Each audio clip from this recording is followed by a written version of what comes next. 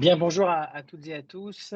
Bienvenue pour ce nouveau rendez-vous INSECSport, le 46e numéro de notre série.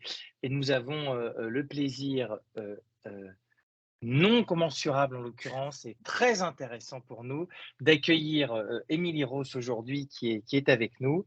Bonjour Émilie, bonsoir. Bonsoir et bonsoir à tous. Je continue de faire rentrer dans la petite salle d'attente les différents étudiants. Émilie, merci de ta présence. Ça fait du bien d'accueillir une invitée féminine dans les rendez-vous INSECSport. Est-ce que tout d'abord, tu pourrais te présenter, nous dire un peu qui tu es, ce que tu fais, quel est ton métier, avant que, on puisse attaquer les différentes questions que nous pourrions avoir. Bien sûr, donc moi je suis Émilie Ross, j'ai 40 ans aujourd'hui, j'ai lancé mon agence de communication spécialisée dans le sport et l'e-sport depuis à peu près un an. Et à côté de ça, je fais ce qu'on appelle des piges médias, c'est-à-dire que je fais un peu de télé, un peu de radio pour parler de foot, sachant que le foot est ma passion et que je vous expliquerai comment j'ai réussi à professionnaliser ma passion. Et pour information, avant, j'ai bossé, plus de 15 ans, dans le tourisme et dans la communication, le marketing et ensuite je suis arrivée, dans le sport. J'ai travaillé aussi en régie publicitaire et en agence de communication. OK, merci pour le CV, express. On va rentrer donc en détail maintenant dans ton parcours, Émilie. Tu disais passionnée de sport, passionnée de football en particulier. C'était depuis que tu es jeune que tu étais, passionnée de ces sports, de ce sport? Tu étais pratiquante? Alors pas du tout pratiquante, moi j'ai ce que j'appelle le foot social. C'est-à-dire que, j'ai eu cette passion du foot parce que j'avais rien d'autre à faire. Je viens de Creil, s'il y en a qui connaissent et vous comprendrez que, bah, ouais, le foot c'est important là-bas et que, effectivement ça faisait, une grande partie du temps, en tout cas ça m'occupait bien dans le sens où, bah, tous mes potes faisaient du foot et du coup, bah, voilà, j'étais avec eux sur, les bords de terrain, je suivais. Donc moi je viens, ce que j'appelle du foot amateur et du foot passion et social, sachant que j'ai découvert le foot professionnel beaucoup plus tard, en 98 forcément, champion du monde, mais vraiment, on va dire il y a quoi, allez, une quinzaine d'années où je m'intéresse vraiment au football professionnel, sinon je viens vraiment du football amateur. Tu as bossé donc, dans différents secteurs, le tourisme, la communication, la régie. Est-ce que tu t'es dit, au démarrage de ta carrière et à la fin de ton parcours scolaire: «J'ai envie de travailler dans le sport»? Est-ce que c'était un objectif que tu t'étais fixé? Jamais, ça n'a jamais été un objectif parce que pour moi, c'était, impossible dans le sens où, j'ai un BTS de communication des entreprises et que, jusqu'à présent, j'avais bossé que dans le tourisme principalement, Parc Astérix et le groupe Pierre et Vacances Center Parcs, sur de la communication en plus très, soit RH, soit marketing et ce qui fait que, bah, le sport était loin et c'était qu'une passion et je ne pensais pas pouvoir un jour lier les 2. Et il y a l'e-sport aussi, parce que j'aime beaucoup, la console. Je suis bidon, hein. Que ce soit au foot ou en e-sport, en règle générale, je suis mauvaise, mais je suis une passionnée et ça compte. Et alors comment tu as réussi à t'intégrer dans le milieu du sport? Est-ce que tu pourrais nous détailler un peu, ce parcours-là? Comment tu as réalisé, tes premières apparitions, en communication sportive ou en télé et cetera? Est-ce que tu pourrais nous détailler un peu et nous raconter un peu l'histoire? Ouais, moi, je suis ce que j'appelle un produit des réseaux sociaux. C'est-à-dire que, bah, voilà, j'avais mon job d'un côté et à côté de ça, moi, j'aimais beaucoup live tweeter les matchs de foot que je regardais et à l'époque, je vous parle de ça, il y a quelques années, mais sur Twitter, en fait, le but de mettre des hashtags, enfin, l'objectif quand on mettait des hashtags, c'était de créer un peu sa ligne édito. Comme je suis une meuf que j'aime le foot, j'ai mis hashtag meuf de foot. Bon et je live tweetais tous mes matchs de foot comme ça, sachant que je suis la Ligue 1, la Ligue 2, la D1, enfin voilà, je suis une grosse consommatrice de matchs et puis Twitter me permettait de faire comme si je regardais avec plein de gens, en fait et c'était vraiment on va dire en loisir et bah, en fait, les réseaux sociaux et mon image sur les réseaux sociaux m'ont permis d'être remarquée, tout d'abord par des marques pour faire ce qu'on appelle des activations, digitales parce qu'on va pas se le cacher, il y avait peu de femmes qui parlaient de foot et encore moins sur, Twitter. Donc du coup, c'était une niche et le hashtag meuf de foot a pris de l'ampleur parce qu'il y a beaucoup d'autres meufs qui se sont reconnues dans ce hashtag et ça a créé toute une communauté. Ce qui fait que concrètement aujourd'hui, si j'ai réussi à passer le pas dans le sport, c'est grâce à ce hashtag et grâce à ma présence sur les réseaux sociaux. Pour vous donner un exemple, quand j'ai vu une offre, et c'est la première offre à laquelle j'ai postulé pour travailler dans le sport, c'était dans une agence de communication qui s'appelle Uniteam, spécialisée dans le sport et l'e-sport elle aussi. Et en fait, mon seul argument chez eux, c'était mon hashtag et ma communauté Twitter. Donc, c'était de dire, voilà, moi, je kiffe le sport, je suis bonne en market et en com parce que j'ai fait 15 piges là-dedans, il n'y a pas de souci. Par contre, ma seule ligne d'expérience dans le sport, c'est mon compte Twitter et c'est les matchs, c'est les activations que j'ai pu faire pour d'autres marques. Et en fait, c'est ça qui m'a ouvert la porte. Concrètement, c'est ma présence sur les réseaux sociaux et ce hashtag qui s'est bien développé. Et alors, restons un peu sur les réseaux sociaux, sur ce hashtag. Comment tu l'avais imaginé, meuf de foot? Est-ce que tu avais réfléchi ou est-ce que c'est venu comme ça? Comment tu as un peu brainstormé sur ce nom qui, au final, est resté et a créé une communauté et a fait en sorte que tu sois remarqué surtout? Alors, je pense que ce qui fait aussi la différence, c'est qu'il n'a pas été réfléchi, hein, concrètement. Hein, j'étais devant un match, je vous dis, posé, pépouze sur mon canapé, je suis une meuf, je regarde le foot, hashtag meuf de foot, ça n'avait aucune ambition. Et après, quand j'ai vu qu'effectivement ça a pris, il faut savoir que si j'ai utilisé meuf de foot, c'est parce que c'est mon langage. Je parle comme ça et c'est aussi, c'est ma ligne édito. Je le répète, mais ce terme-là est très important. Et en fait, quand j'ai vu que le hashtag commençait à prendre et prendre vraiment des proportions qui me permettaient de, oui, travailler avec des marques, d'être repérée par des médias, parce que j'ai fait radio-télé, c'est vraiment grâce à ma présence sur les réseaux sociaux. Ce que je faisais moi dans ma vie professionnelle, les médias n'en avaient entre guillemets rien à carrer, si ce n'est quand même l'aspect communication et foot qui sont quand même bien mêlés et qui intéressent. Et donc, c'est vraiment ce hashtag qui a fait la différence. Twitter m'a beaucoup aidée aussi, dans le sens où dès l'instant qu'il y avait des périodes fortes de communication dans le foot, que ce soit l'Euro 2016 qui avait été une grosse période pour Twitter, du coup, il m'aidait en fait, c'est-à-dire qu'il me mettait en relation avec des marques, etc.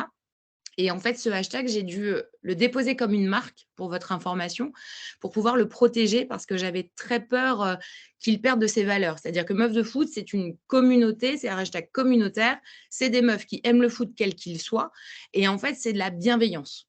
Et quand on connaît un peu les réseaux sociaux, la bienveillance, elle s'arrête assez rapidement. Donc en fait, je l'ai déposé pour le protéger.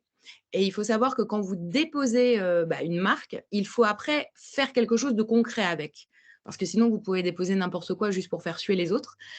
Donc, j'ai lancé une collection de textiles produits en France, en coton bio, sans stock, c'est-à-dire que tout est produit à la commande, comme ça, il n'y a pas de perte. Donc là encore, c'est mes valeurs, c'est ma ligne édito aussi, c'est mes ambitions à ce niveau-là. Et en fait, sur la totalité des bénéfices que j'ai pu faire liés au hashtag Meuf de Foot, j'ai toujours tout reversé au football amateur.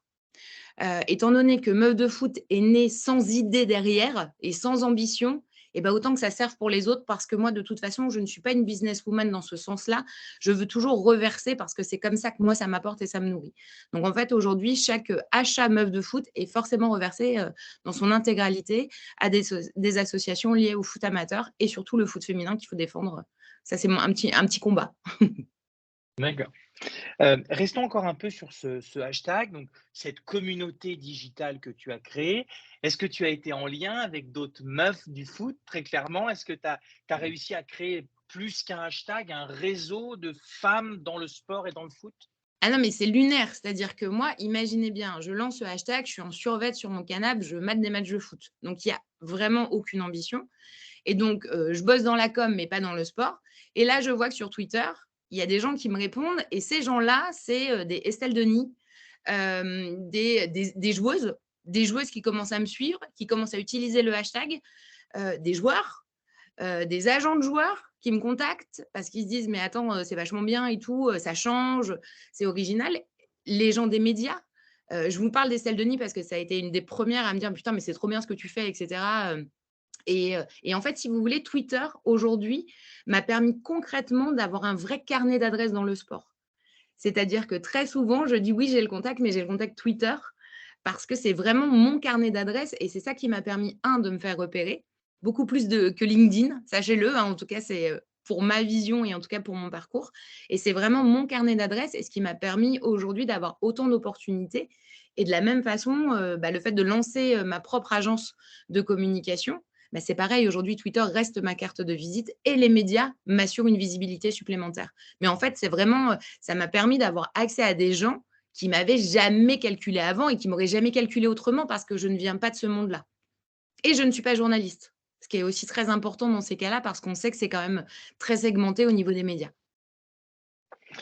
Alors merci pour cette précision. Pour aller un peu plus loin et avant qu'on réponde aux premières questions des étudiants, mais également sur ton côté média, tu l'as vraiment, brandé ce hashtag Meuf de foot. Il y a eu même, arrête-moi si je me trompe, un corner à la boutique, à l'AS Monaco. Enfin, tu as créé du merch autour de ça. Donc vraiment tu as poussé le truc jusqu'au bout en l'occurrence et les marques ont été présentes à tes côtés. Ouais, et ce qui est assez ouf surtout, c'est que, j'ai envie de te dire, je n'ai rien poussé. C'est-à-dire que moi, j'ai été très engagée dès l'instant que je voyais des meufs qui en parlaient et tout ça, bim, je reprenais. S'il y a des marques qui me parlaient de certaines OP en disant: «On cherche des femmes par rapport à des matchs», bim, je mettais moi, mon truc, c'est de faire des passes D. Je sais pas les faire dans la vraie vie sur le terrain. Par contre, dans le taf, vous inquiétez pas, les passes D, je sais les faire. Donc, c'était effectivement l'objectif. Et puis, effectivement, l'AS Monaco, c'est Kappa, l'équipementier, qui me contacte en me disant: «On aime beaucoup Meuf de foot et on aimerait faire quelque chose avec l'AS Monaco parce que il y a une cellule féminine et en plus de ça, il y a des supportrices féminines qui sont, très présentes, au stade et cetera. Et est-ce que tu serais d'accord pour faire une collab?»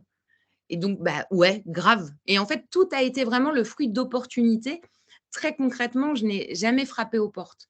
C'est-à-dire que j'ai eu de la chance, je ne sais pas si c'est vraiment le terme, mais en tout cas d'être dans une niche dans laquelle on cherchait des gens et du coup, beaucoup de gens sont venus me chercher. Et pareil, il y a de ce fait eu énormément à ma petite échelle, du coup, de relais médias, de journaux, print, web qui se sont intéressés au phénomène meuf de foot. Et tant mieux parce que ça permet d'écrire l'histoire. Mais en fait, chaque pas a été fait d'une opportunité. Alors tu m'as fait une passe décisive là vraiment Ah, tu sur, vois? J'ai sur dit les que c'était ma médias. spécialité. Merci, Émilie. Parlons donc des médias. Effectivement, tu as eu pas mal de relais, un plan média assez conséquent notamment, donc des RP qui sont de qualité et ça t'a fait, au final, eh bien, devenir, chroniqueuse dans une émission, phare, du PAF français, en l'occurrence la chaîne L'Équipe. Comment c'est venu? Est-ce que toi, les médias, c'était quelque chose auquel tu étais préparée? Est-ce que tu pourrais encore une nouvelle fois nous raconter l'histoire? Ouais, ouais, non, moi, les médias, c'était pas du tout mon truc. Il faut pas oublier qu'à la base, je suis tweetos. Si je suis tweetos, alors oui, il y a mon nom, mais si vous regardez, il y a très peu de photos de moi. Ma photo de profil est coupée. L'idée, c'est que moi, je fais des vannes sur Twitter et c'est ça qui m'amuse. Je fais des vannes sur le foot. Les médias, je les regarde, je les consomme énormément, mais c'est pas ma sphère. J'ai bien compris, à la base, en tout cas, j'avais bien compris que c'était pas mon monde, qu'on n'allait pas venir me chercher là-dessus et pire, je les craignais. Les réseaux sociaux, je les maîtrisais, les médias, je les maîtrisais pas, donc j'avais une certaine crainte. Et je vous ai parlé d'Estelle Denis, mais cette rencontre, elle a aussi changé ma vie, médiatique, et Bruno Salomon de France Bleu. Bruno Salomon, je le rencontre sur une activation marketing, liée au Paris Saint-Germain. Je suis invitée, il est invité. Bruno Salomon est journaliste, chez France Bleu Paris. On se rencontre, et on commence à parler ballon, on parle de foot et il me dit: «Mais toi, tu fais de la radio, tu fais quelque chose en ce moment et tout?» Je lui dis: «Ah non, puis ça m'intéresse sûrement pas». Il me dit: «Bah, moi, je pense que tu as une gouaille, tu as, des choses à dire, tu as des vannes à faire et il faut que tes vannes, elles sortent de Twitter parce qu'il y a un plus grand nombre de gens qui méritent de les entendre». Et je lui fais confiance et je pars sur le média radio en me disant: «Le média radio, l'avantage, c'est qu'on ne me verra pas. Donc en fait, je vais pouvoir, continuer un peu à la twittos, en fait». Tu vois? Tu es un peu dans ton fauteuil, tu parles aux gens, mais du coup, tu fais ça pour les gens et pas pour te voir. En tout cas, c'était moi, mon point de vue. Donc j'ai fait 3 saisons chez France Bleu Paris et pendant ce temps-là, il ne faut pas oublier qu'Estelle Denis, elle me suivait sur Twitter, donc elle voit ce que je fais. Et Estelle Denis me convoque à l'équipe pour me faire passer un entretien parce qu'elle veut que je rejoigne son équipe. À l'époque, c'était, l'équipe d'Estelle et je lui dis non. Je lui dis non parce que, je flippe totalement. La télé, c'est pas mon truc, le maquillage, c'est pas mon truc. Si c'est pour me faire pulvériser sur un plateau, c'est mort. Enfin, j'avais énormément d'appréhension là-dessus, donc je lui dis non. Sauf qu'elle ne lâche pas l'affaire, elle lâche pas le steak et elle me dit: «Tu vas voir, tu y reviendras parce qu'on va t'aider et je vais t'aider. Je sais que tu peux le faire et si je te dis que tu peux le faire, tu vas pouvoir le faire». Il faut savoir que généralement, quand on est une femme, on parle de syndrome de l'imposteur. C'était un peu ça, tu sais, tu te dis: «Bah, pourquoi moi? Il y a tellement de gens qui veulent le faire» et cetera, et j'ai appris avec le temps à faire confiance aux professionnels. C'est-à-dire que s'ils viennent te chercher, eux, ils savent pourquoi ils ont besoin de toi. Te pose pas de questions, fonce. Vas-y, en fait, faut saisir ces opportunités et pas trop se poser de questions. Après, on verra, et par contre, il faut bien travailler, sur le sujet, et à côté de ça, en parallèle, j'ai Free qui se lance en devenant une sorte de diffuseur de la Ligue 1, Free Ligue 1 Uber Eats, et qui cherche quelqu'un pour faire, des émissions au début en visio avec Thomas Touroud pour débriefer sur les journées de Ligue 1, et donc j'accepte parce que c'est pareil, c'est en visio, tu vois? C'est pas encore de la télé, donc ça va, je suis en visio chez moi, je fais des vannes sur le foot, ça reste sur mon credo, c'est génial, et puis après, bah, il me rappelle en me disant: «Bah, en fait, maintenant tu vas faire des interviews de joueurs de Ligue 1, mais en vrai, tu vas aller dans les clubs», et là, je surkiffe. Pourquoi? Parce que, bah, j'apprends un nouveau métier. Interviewer des gens, c'est pas la même chose. Faire des vannes sur son canapé, c'est une chose. Faire des vannes derrière un micro, c'est pas mal. Faire des interviews de joueurs, faut avoir les reins solides, et donc j'apprends toujours, en fait. À chaque fois, j'apprends, et une fois que je commence à faire ça, je me dis: «OK, la télé, pourquoi pas?» C'est un peu le challenge, il me reste que ça, et s'ils sont venus me chercher, c'est pas pour rien, et du coup, je dis oui à Estelle Denis, et j'ai commencé, du coup, à l'équipe, bah, ça va faire bientôt 2 saisons, ouais. Et comment ça se passe? Alors, par exemple, sur une émission, de l'équipe, alors c'est plus Estelle Denis en l'occurrence, mais maintenant sur l'équipe de Greg, comment ça se passe, au quotidien? Tu as cette spontanéité sur Twitter, comment tu fais pour la garder à l'antenne? On dit souvent que la télé, c'est un peu formaté, très préparé, sur une chaîne, de la TNT qui fait de grosses audiences, ça t'a créé forcément une notoriété évidemment supplémentaire. On dit que la télé, ça augmente la notoriété, de manière hyper exponentielle. Aujourd'hui, concrètement, la télévision, si je continue d'en faire, c'est parce que je m'éclate. Je ne fais que des projets qui m'éclatent. C'est un peu mon leitmotiv et je veux continuer. C'est pareil, attention, je vous dis ça, j'ai 40 piges, hein. Donc voilà, avec du recul, aujourd'hui, j'ai envie de faire que des choses qui m'éclatent. La télé m'éclate, elle me permet d'avoir de la visibilité qui me permet après de faire travailler mon agence de com. Donc en fait, je m'en sers aussi moi en amplification publicitaire parce que du coup, on va pas se cacher derrière son doigt. Les gens, quand ils te voient à la télé, ça les rassure. Et ils pensent que du coup, travailler avec toi, ce sera, bah, soit plus sérieux, et cetera. Et puis n'oubliez pas que les réseaux sociaux m'ont permis d'avoir énormément de contacts. Donc du coup, quand vous mettez de la télé, des contacts, l'agence de com, fuit, le puzzle, il est exceptionnel. Donc en fait, j'essaye de limiter moi, les émissions à une par semaine. Il faut savoir qu'on reçoit à peu près les thématiques de l'émission à midi.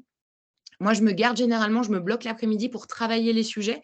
Quand je dis travailler les sujets, moi, ce qui est primordial pour moi, je ne peux parler d'un match que si je l'ai vu. Ça, c'est une problématique, hein, parce que du coup, je me mange beaucoup de matchs. Mais en tout cas, moi, c'est mon raisonnement parce que je reste dans mon ressenti et je reste dans mon football. C'est-à-dire que je ne suis pas journaliste, je ne suis pas ancienne joueuse, donc je ne vais pas aller sur de la tactique, je ne vais pas aller sur de l'analyse historique ou financière des clubs. Voilà, il a fallu trouver mon rôle par rapport à tout un tour de table qui était déjà bien orchestré. Et comme tu l'as dit si bien, l'équipe, ça tourne depuis des années. Donc voilà, comment tu te trouves, toi, un rôle, pour pas dire un personnage, mais un rôle qui soit différenciant par rapport aux gens autour de la table. Donc en fait, moi, je travaille beaucoup et tout ce travail me permet après de garantir une spontanéité à l'antenne. C'est-à-dire que je travaille pour avoir les reins solides en me disant, OK, j'ai toutes les infos et après, je vais pouvoir rebondir et garder ma touche parce que ma ligne édito, c'est de faire des vannes, de dénoncer des choses ou en tout cas de travailler sur mon ressenti. C'est ça qui est vraiment primordial. Alors tu disais, tu travaillais l'émission, qu'est-ce que tu te fais? Tu te fais des fiches, tu te prends des petites notes? Comment tu travailles concrètement pour qu'on en sache un peu plus? Alors moi, il faut savoir que ma spécialité, c'est le digital. Donc, quand je vous parle d'agence de com et cetera, c'est vraiment la spécialité digitale de la chose. Par contre, je suis la reine du papier et du stylo. C'est-à-dire que je prends tout en notes écrit. Moi, j'ai besoin. Si je n'écris pas, j'oublie. Mais c'est valable pour tout, hein. Il faut savoir que j'ai pas de mémoire. Ça, depuis toujours, depuis ma scolarité, j'ai pas de mémoire. J'ai une très mauvaise mémoire, donc je suis obligée de travailler plus que les autres pour retenir quelque chose. Donc j'ai mes tips à moi. Je suis la reine du post-it. Je peux même m'écrire des trucs sur la main, sur le bras, pour pas oublier, mais parce que je suis obligée et c'est ma façon de travailler. Donc je suis quelqu'un je vais bachoter. Des choses, je vais me noter des stats. Je note jamais de phrases, je me note jamais de vannes à l'avance. Je travaille jamais ça, mais c'est vraiment des stats, l'état de forme d'un joueur, certains articles qui m'ont marqué. Moi, les faits de jeu, par exemple, quand je regarde un match, je prends souvent des petites notes sur des choses qui m'ont voilà, qui m'ont marqué parce que malheureusement, vous parler d'un match d'il y a 2 semaines, je sais pas, j'ai oublié. Donc voilà, c'est comme ça, hein, c'est Dory dans Nemo, c'est comme ça. Donc en fait, je compense cet art que j'ai sur la mémoire en prenant énormément de notes écrites parce que moi, ça m'aide vraiment pour tout. Et même à la fin, tout ça pour faire des vannes, mais oui, j'en ai besoin. Sur l'émission, est-ce que tu as lors de ta première émission, je sais pas, est-ce que tu as un souvenir, tu as senti de la pression? Est-ce que tu sens que tu progresses? Est-ce que tu t'entraînes? Est-ce que tu revois tes émissions? Alors, la première émission, je l'ai très, très mal vécue, dans le sens où en fait, d'être sur le plateau, étant donné que je consomme énormément de médias et que je regardais déjà cette émission, j'avais l'impression d'être dans mon salon, mais avec eux, je sais pas comment vous dire. Et du coup, j'étais un peu spectatrice parce que j'ai beaucoup de respect pour tous les gens de la profession et j'ai beaucoup de respect pour tous les gens qui font des choses que je ne sais pas faire. En l'occurrence, les journalistes font des choses que je ne sais pas faire, je les respecte. Les consultants, les anciens joueurs, les présentateurs, bref, j'ai un peu de respect pour tout le monde, tu vois? Mais parce que je pars du principe qu'il faut toujours, respecter celui qui fait quelque chose de différent de toi. Et en fait, j'ai super mal vécu parce que j'avais l'impression d'être spectatrice de ma posture, d'être là comme une potiche, d'être maquillée, et puis c'est du direct, hein, les gars, hein, c'est du direct. Et donc la première a été pour moi une catastrophe. Je suis sortie du plateau, j'ai remercié tout le monde en disant: «Franchement, c'était pas génial du tout et je ne reviendrai plus jamais. Merci à tous de votre accueil et à jamais». Voilà, parce que je ne veux plus revenir. Je n'aime pas ça. Et après, on a travaillé avec Estelle. C'est Estelle qui m'a tirée par le callback, et Estelle Denis, en me disant: «Non, mais tu as pas compris, moi, je sais que tu peux le faire. Donc effectivement, la première, peut-être pour toi, ça n'a pas été.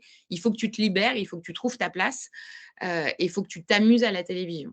Donc j'ai beaucoup travaillé. Moi, j'ai un problème, c'est que je n'arrive pas à regarder les émissions que je fais.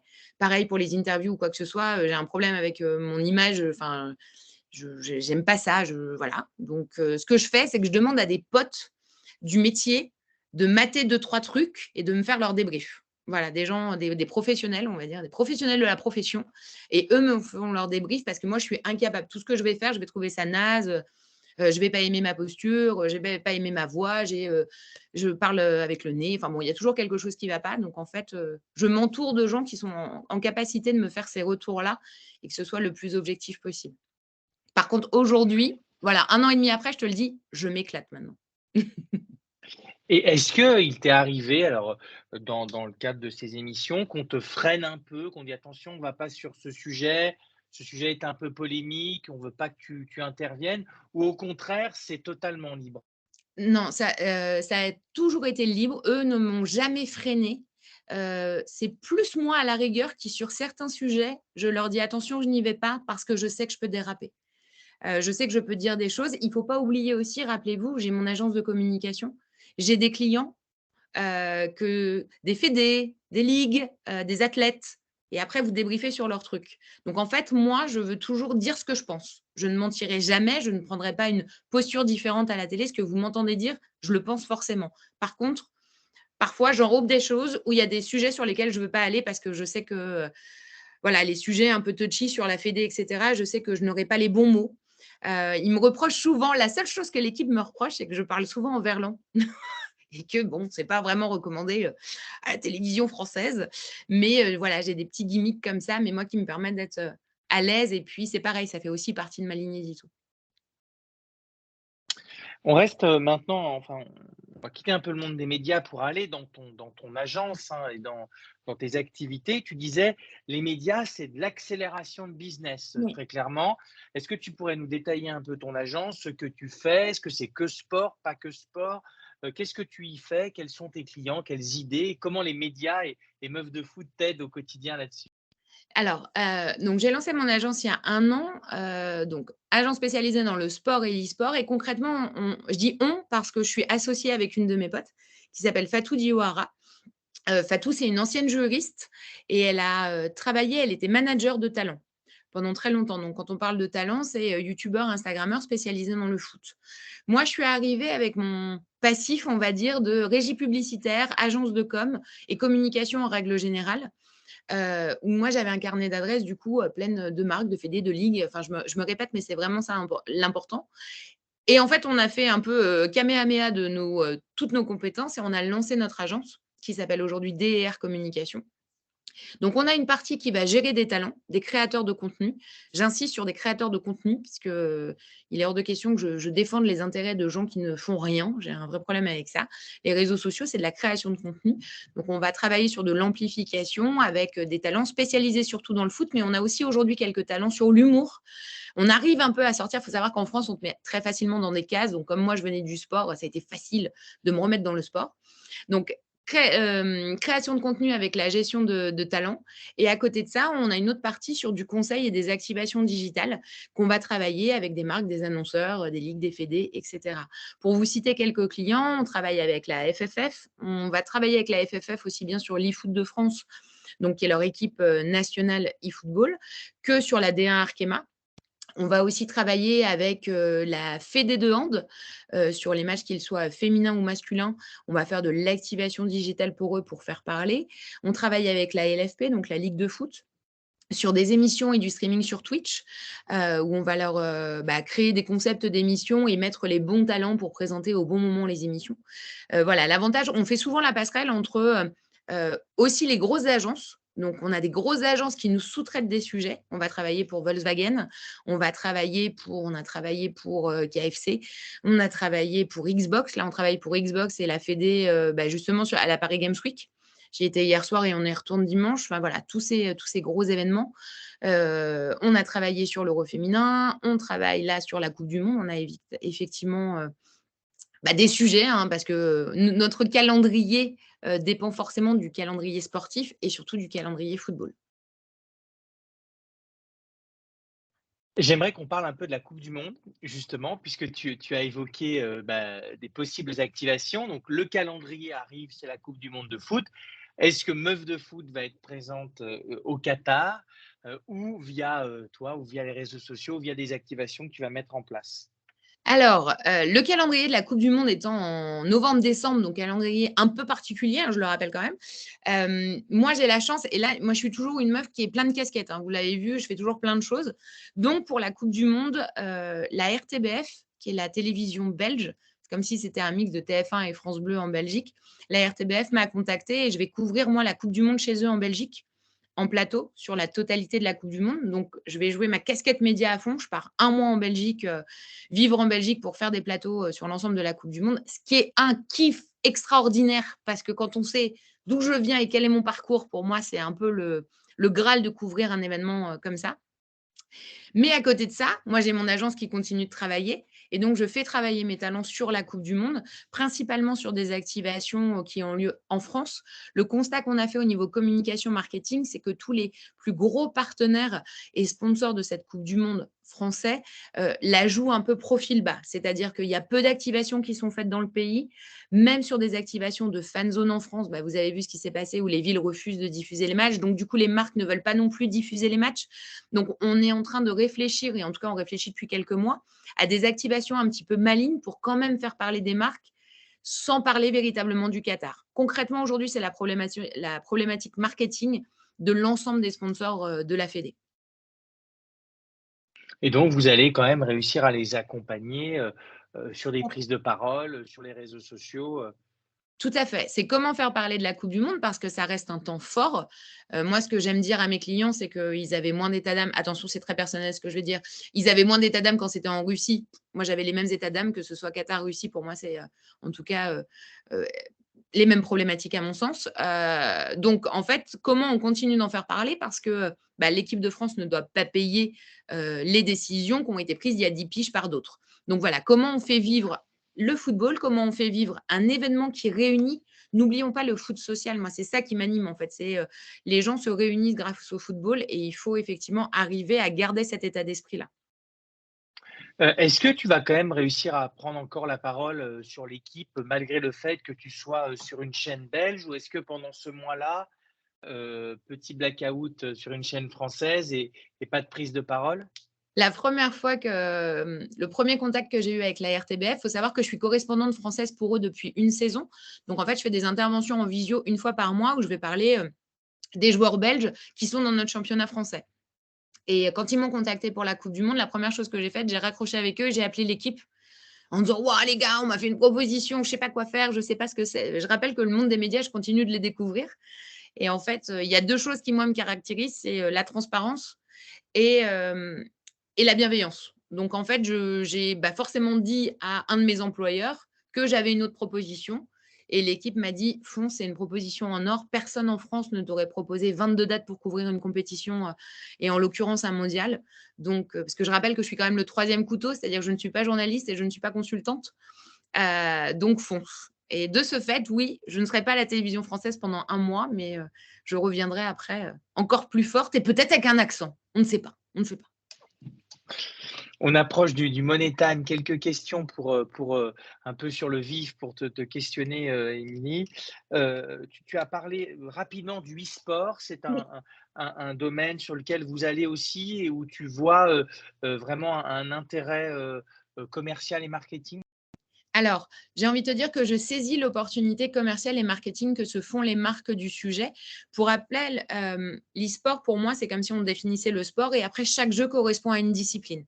Moi, je vais plus m'intéresser du coup aux disciplines, aux jeux et aux éditeurs qui sont liés au sport, typiquement FIFA, eFootball, et cetera, parce que c'est beaucoup plus facile à vendre aux marques et j'ai envie de te dire que j'utilise plus les marques comme prétexte pour permettre du coup de cadrer l'e-sport et d'apporter des ressources à des joueurs, à des structures.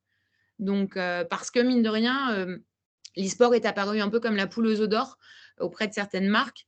Heu, oui, mais pas que et pas sur tous les jeux, pas sur tous les territoires. Donc comment tu accompagnes et tu structures une discipline en passant par les bienfaits marketing? Concrètement, j'ai la même problématique sur, l'handisport et sur les féminines. Voilà. Donc je prends mes astuces et je nourris, chacun de façon à ce que ça apporte aussi bien à la marque, mais aussi du coup aux structures, aux joueurs, aux joueuses, de façon à structurer cette discipline qui est pas encore totalement cadrée à mon sens. Un mot sur, la place de la femme dans l'univers du sport. Tu es une vraie égérie, hein, très clairement, si on peut employer ce terme-là. Tu disais, tu es partie de rien dans ce milieu. Ton hashtag, ton contenu a fait en sorte que maintenant tu apparaisses à la télé, tu es ta propre agence, tu actives des partenariats avec des marques. Est-ce que selon toi, les femmes sont sous-représentées dans le sport?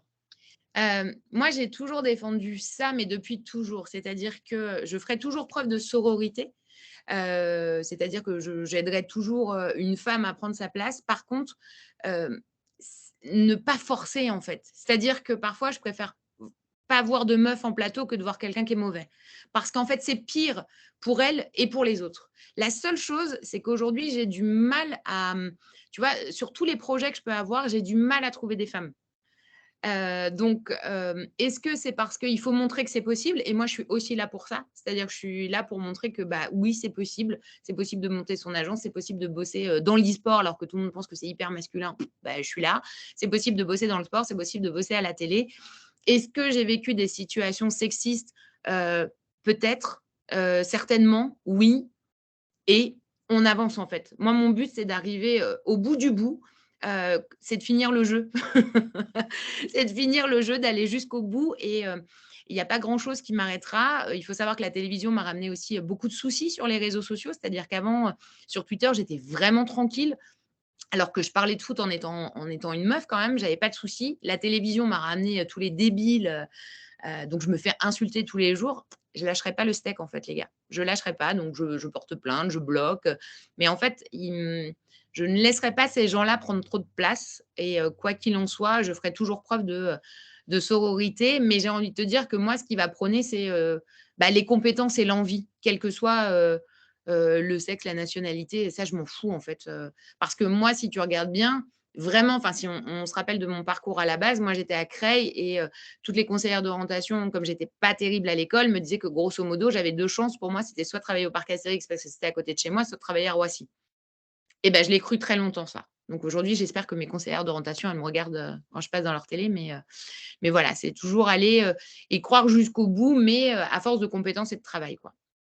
Et oui, il y a de la place pour plein de meufs, un tant soit peu qu'elles le veulent, quoi. Une question d'une fille, d'une meuf, si on peut l'appeler comme tu l'appelles, de Claire en l'occurrence. Petite question à Émilie. Tu as un parcours bluffant. As-tu aussi des échecs et qu'est-ce qu'ils t'ont apporté? Hem, Comme j'ai rien cherché, En fait, si tu veux, Claire, j'ai fait des sauts de puce sur des opportunités. Moi, c'est mon réseau, c'est le relationnel que j'ai avec les gens qui m'a permis à chaque fois d'accéder à une opportunité.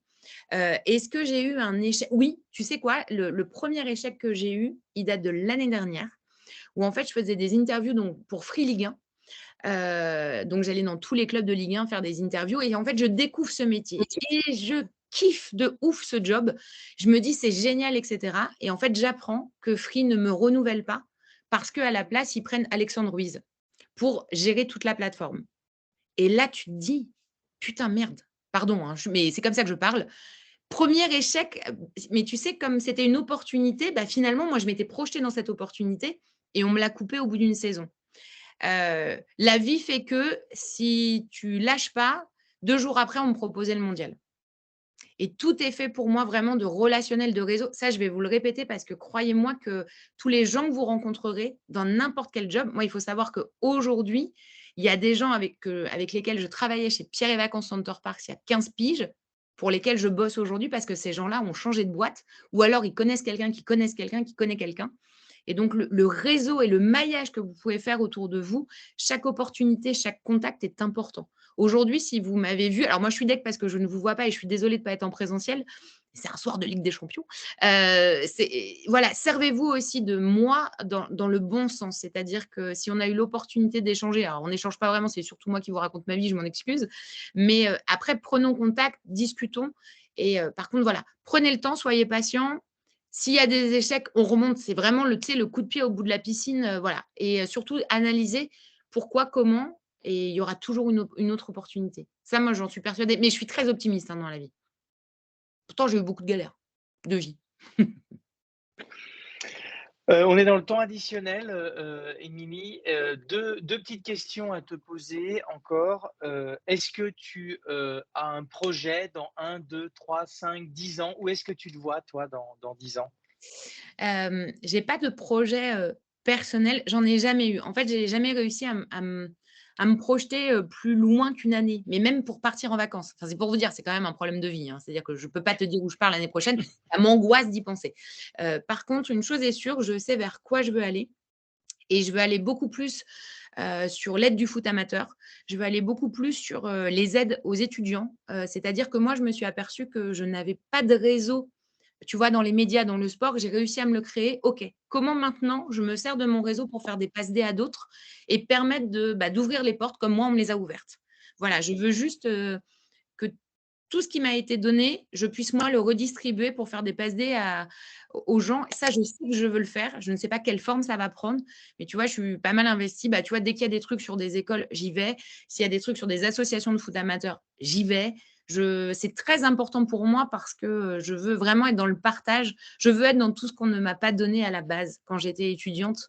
Et on m'a très vite fermé les portes en termes d'études. Et aujourd'hui, je veux les ouvrir à tout le monde pour montrer que c'est possible, un tant soit peu qu'on travaille. Et dernière petite question, avant de te laisser à ta soirée Ligue des Champions. Heu, Émilie, est-ce que tu as un prono pour cette coupe du monde de foot qui arrive? Tu vas la suivre, du côté d'un média belge. Est-ce que tu as un avis? Est-ce que tu as un prono? Alors le cœur, j'imagine, parle pour un pays dont je tairai le nom, mais, est-ce que tu pourrais Au nous Maroc. parler, est-ce que tu pourrais nous parler peut-être de tes pronos? Moi, je vois bien, mais un peu comme tout le monde, attention, hein, et je suis très bidon en prono. Mais évidemment, je mettrais une pièce sur le Brésil. J'aime et en plus, j'aimerais que Neymar aille au bout du bout. Voilà, quitte à ce que Paris le perde en janvier, hein, c'est dommage, mais au bout d'un moment donc j'aimerais le Brésil. Je pense que le Danemark va faire suer, pas mal de monde et évidemment, mon cœur est en bleu. J'ai envie que cette équipe de France aille très loin, mais je vous avoue que là, tout de suite, je suis pas chaude.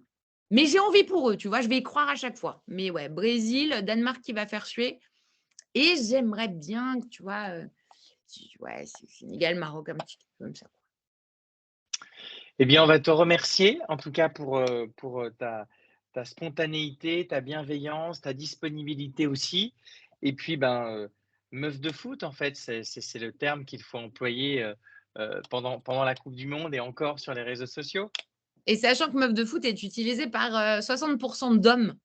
parce que leur idée aussi, c'est de montrer qu'il y a de la solidarité et il y a beaucoup de papas aussi ou des gars qui ont des frères, enfin voilà. Les hommes aiment bien dire qu'ils sont des meufs de foot comme les autres, donc ça passe. Très bien. Eh bien, merci beaucoup en tout cas, pour ta présence et puis, on te dit à très bientôt et on va te suivre évidemment, très, très souvent sur, eh bien, les réseaux sociaux, mais également à la télé. Merci Émilie en tout cas. Moi aussi, je vais vous suivre, hein, maintenant, Bah, j'aimerais bien revenir pour les entendre eux aussi. eh ben, avec grand plaisir. Quand tu veux, on prépare ça, avec grand plaisir. Ça marche. Merci en tout cas.